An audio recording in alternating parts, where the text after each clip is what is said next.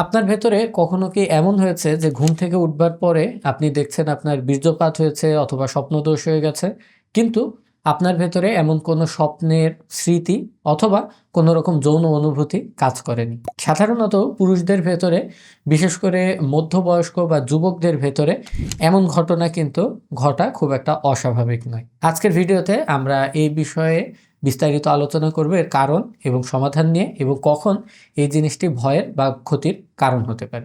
সাধারণত যখন আমার চেম্বারে রোগীরা এসে এমন কোনো দুশ্চিন্তার কথা আমাদের সামনে তুলে ধরে, তাদের ভেতরে তিনটি বড় রকমের ভয় আমরা সচরাচর দেখতে পাই।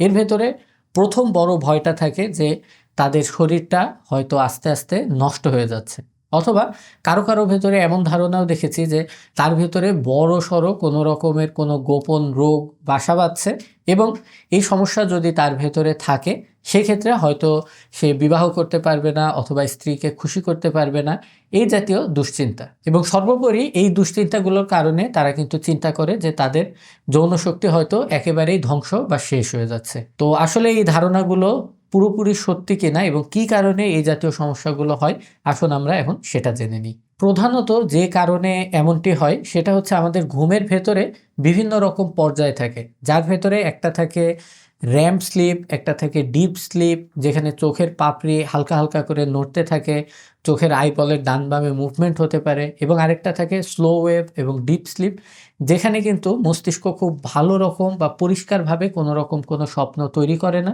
আর যদি করেও এবং এটার মাধ্যমে যদি স্নায়বিক প্রক্রিয়াতে স্বপ্নদোষ হয়েও যায়, সেটা কিন্তু পারফেক্ট যে একটা মেমোরি তৈরি হয়, যেটা ব্রেনের হিপ্পোক্যাম্পাস দিয়ে ব্রেনের কর্টেক্সে যে সেভ হয়, এই প্রক্রিয়াটা তখন খুব ভালো মতো কাজ করে না। যার কারণে কিন্তু আপনার ভেতরে স্বপ্নদোষ হয়ে গেলেও আপনার ভেতরে এই অনুভূতিটা সেভ না থাকতে পারে, আপনার মস্তিষ্কে জিনিসটা স্মরণ নাও থাকতে পারে। কিন্তু এটা যে প্রতি রাতেই হবে বা জীবনে একবার দুইবার হবে, এমন কিন্তু কোনো নির্দিষ্ট চাবিকাঠি কোথাও উল্লেখ করা নেই। তবে সাধারণত ধরে নেওয়া হয় যদি মাসে 2 বারের অধিক এমন অনুভূতিহীন স্বপ্নদোষ আপনার হয়ে থাকে, সেক্ষেত্রে হয়তো আপনি আপনার জীবনযাত্রার যে পদ্ধতি অথবা আপনার খাবার দাবার, শরীরচর্চা, এই জিনিসগুলো নিয়ে আপনি আবার চিন্তাভাবনা করে দেখতে পারেন। চলুন এখন জেনে নিই সবচাইতে কমন 5টি কারণ যার কারণে এমনটি হতে পারে।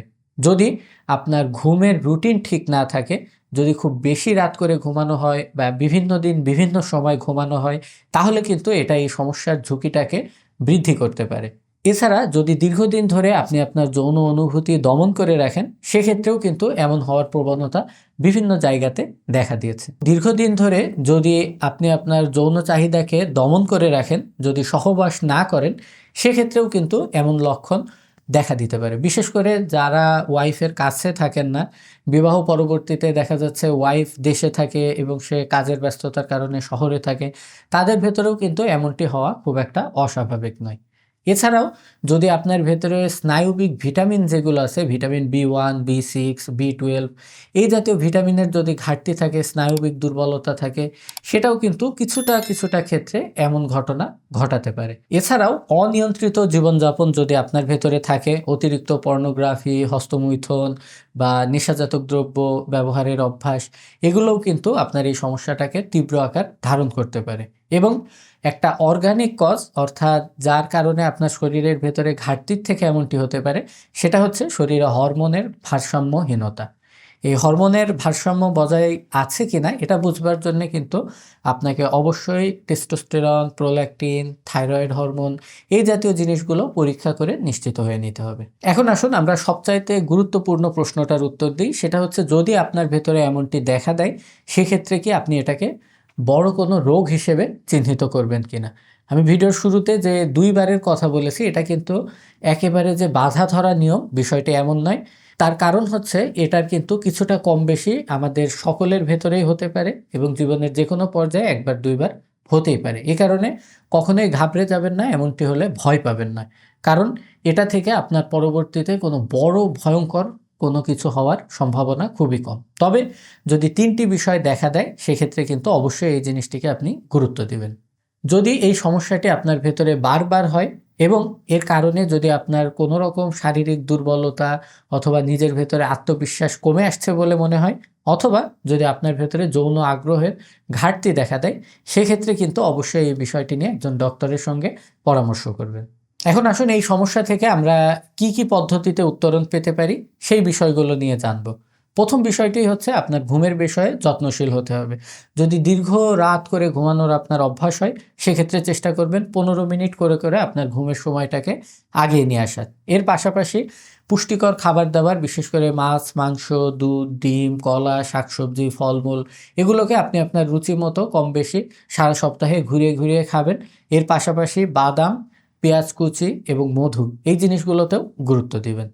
এছাড়া যদি আপনার ভারসাম্যহীন জীবনযাপনের অভ্যাস থাকে, অর্থাৎ অতিরিক্ত পর্নোগ্রাফি বা হস্তমৈথুন বা নেশাজাত কোনো দ্রব্য ব্যবহারের, এগুলো থেকে নিজেকে আস্তে আস্তে সরিয়ে নিয়ে আসার চেষ্টা করুন। এবং সর্বোপরি চেষ্টা করুন যদি কোনো রকম স্নায়বিক ঘাটতি থাকে, সেক্ষেত্রে নিউরোবি বা এনবিয়ন এরকম বিভিন্ন নামে বাজারে এসব স্নায়বিক ভিটামিন পাওয়া যায়। এগুলো একবেলা থেকে 3 বেলা পর্যন্ত নিজে নিজে কিছুদিন সেবন করে কোনো রকম উপকার আসে কিনা সেটা দেখুন। যদি এতে কোনো রকম উপকার না পান, সেক্ষেত্রে অবশ্যই একজন বিশেষজ্ঞ চিকিৎসকের পরামর্শ নিন। ভিডিওটা শেষ করবার আগে আমরা আর 4টি বিষয় নিয়ে আপনাদেরকে জানাতে চাই, যেগুলো এই সমস্যার সঙ্গে দেখা দিলে অবশ্যই নিজে নিজে ওষুধ না খেয়ে ডাক্তারের কাছে যাবেন। এর ভেতরে প্রথম বিষয়টি হচ্ছে যদি এর সঙ্গে আপনার প্রস্রাবে কোনো রকম জ্বালাপোড়া থাকে এবং যদি আপনি দেখেন এই সমস্যার পাশাপাশি আপনার লিঙ্গের উত্থানজনিত সমস্যা বা ইরেকটাইল ডিসফাংশনের কোনো রকম লক্ষণ দেখা দিচ্ছে। এছাড়া যদি আপনার ভেতরে যৌন আগ্রহ কমে আসে অথবা যদি আপনার মনের ভেতরে কোনো রকম ভীতি বা ভয় কাজ করে, সেক্ষেত্রে কিন্তু আপনি নিজে নিজে ওষুধ সেবন না করে চেষ্টা করবেন ডাক্তারের মাধ্যমে আপনি একটা সঠিক কারণ নির্ণয় করে সেই অনুযায়ী চিকিৎসা নেবেন। যদি এই ভিডিওটি ভালো লেগে থাকে অবশ্যই এটাকে শেয়ার করে অন্য কেউ যে এমন সমস্যাতে পড়তে পারে তার কাছে পৌঁছে দিন এবং সমাজে যৌন স্বাস্থ্য এবং বার্ধক্যের সুস্থতা নিয়ে সচেতনতা ছড়িয়ে দিন। আল্লাহ হাফেজ।